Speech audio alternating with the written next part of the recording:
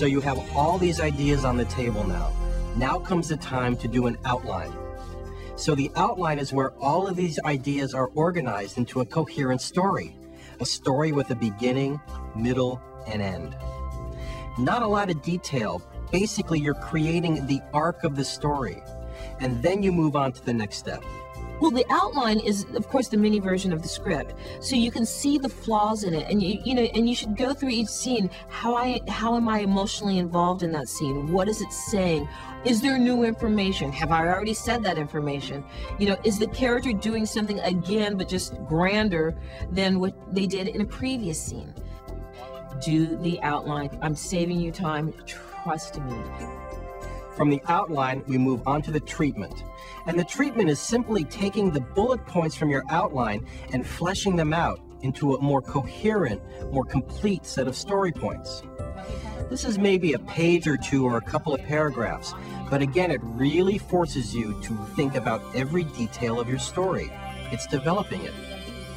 When you're transferring a piece of literature into your 5-minute film, find the juice in the scene.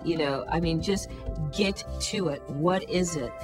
Let us know why we're involved, why we're interested. That's very, very important. Get the audience attached to your protagonist, and so that we can root for him or her and be behind them.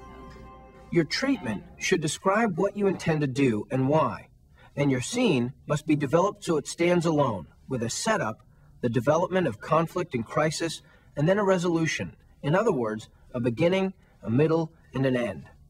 Here are some things to think about while you develop your treatment. What characters are in the scene? How do they communicate?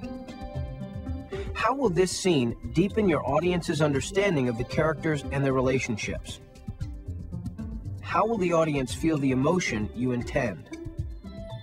Does the scene make sense, given what has preceded it? If it's an adaptation, does your scene alter the original story more than it should?